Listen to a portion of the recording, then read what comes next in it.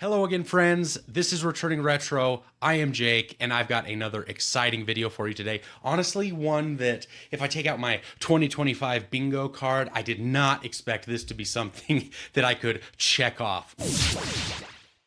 I am a huge fan of BlackBerry devices. Somehow I got my hands on one in high school. It was the Pearl 8100, and I pretty much used BlackBerries straight through until about midway through college, when where I lived, combined with my very limited budget, they became unobtainable for me. But I love a good physical keyboard. I love what we're seeing with the likes of side phone, with clicks, with I saw just the other day that Unihertz has teased a forthcoming BlackBerry-esque device, the new, I don't know if it's going to be a Titan in their Titan line or if it's going to be something entirely new, but there is a group attempting to resurrect some of our favorite BlackBerry devices. Now, I know what you're saying, Jake, these kinds of things get posted on Reddit all the time and they never happen. I understand that, and I have to preface this entire video with saying this is very, very, very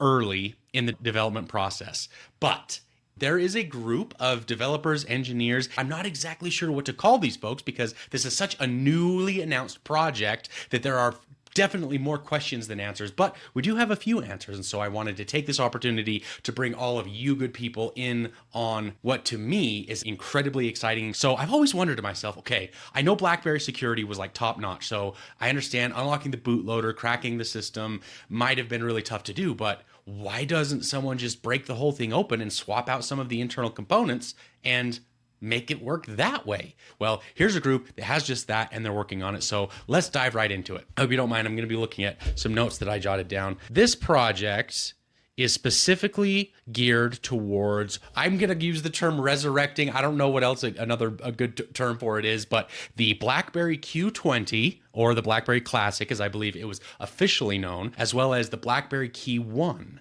What's going to happen is this team is going to replace several of the internal hardware components, flash their own version of Android onto it, and essentially bring these devices into the year 2025. Looking at my notes here, they will have an entirely new chipset. So the old Snapdragon, what was it, N4 or S4, is going to be completely replaced with the MediaTek Helio G99. Along with that, there's going to be a completely new motherboard, as well as increases in RAM, as well as ROM, onboard memory. Another option, and talking to the lead developer about this a little bit, they are going to make some additional components available, such as upgrading the battery, the internal battery, as well as cameras, but that's going to be sort of an add-on that you can do in addition to the main component kit. More about that in a minute. 4G only. So they do have a 5G project that they're working on that they're going to be transitioning to sometime next year. But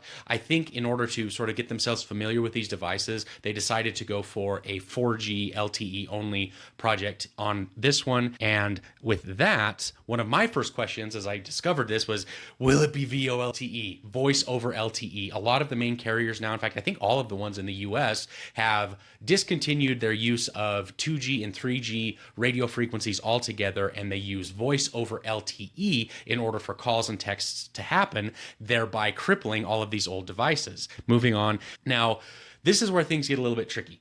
They have stated that there are going to be a couple of hundred fully assembled devices that they will be able to sell in mainland China. The remainder of areas around the world will be able to order the component conversion kits. I don't exactly know the reason here. I've gone through every single message in their Discord server, which I will link to in this video description. The ETA for this, people all the time in this server say, when can I buy one? When's it going to be available? The tentative ETA for these early kits is going to be August. This is what the developers have said, so I'm forwarding that on to you. Additionally, they are converting the micro USB from the Q20 specifically to a USB-C to be that more modern standard. I did hear from the developer. In fact, I'm just going to kind of paraphrase this. The product is going to remain up to date and secure with bug fixes and feature updates delivered through OTA updates. So they are planning additional updates down the road. And also they are going to make these updates available offline so that you could do an update package to an SD card. I don't know about you, but I was not at all familiar with most of this process. But I did think to myself, okay, what does this mean for us, being us in the US or other areas outside of mainland China, obtaining a Q20/BlackBerry Classic in order to perform this conversion? Could we just get any old model and that would work? Do we need to make sure that one is already unlocked, either factory unlocked or carrier unlocked? Is this new motherboard going to bring with it a new IMEI? How are the radio frequencies going to work? All of that. And this is what the response was.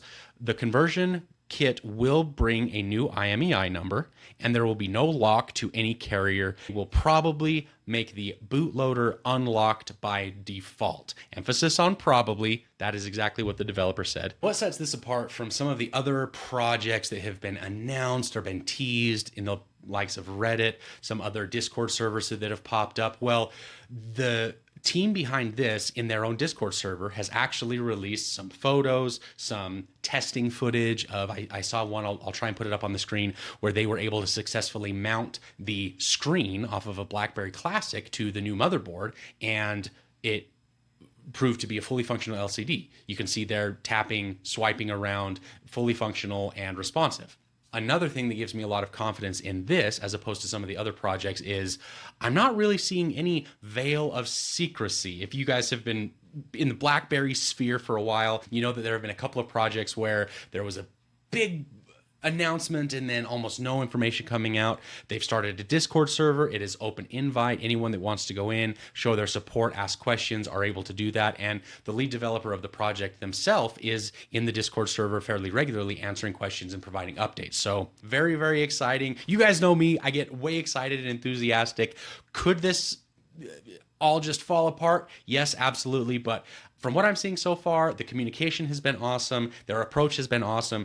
I'm crossing my fingers. I'm hopeful. This is exactly the type of thing that I think is just so neat, taking something old and rather than just throwing it away. I'm not sure if any of you saw my Wall-E comparison video. I'll try and link that here. But instead of just taking something old and throwing it away, they're taking something old, resurrecting it into something new that we can use in the modern day. So yeah, I mean, that's really all I've got at this point, guys. I'm going to be monitoring this, so if you want to see any updates, go ahead and subscribe. Head over to the subreddit r/returningretro, where I'll be posting stuff as it comes out. But that's really all the information there is available right now. So if you do ask questions, I'll do my best to answer them. I'll reach out to the developer. He's been really great answering questions to me directly that I've had. So all things are pointing to a very exciting and hopefully successful project. So stay tuned for more, and I'll see you in the next one.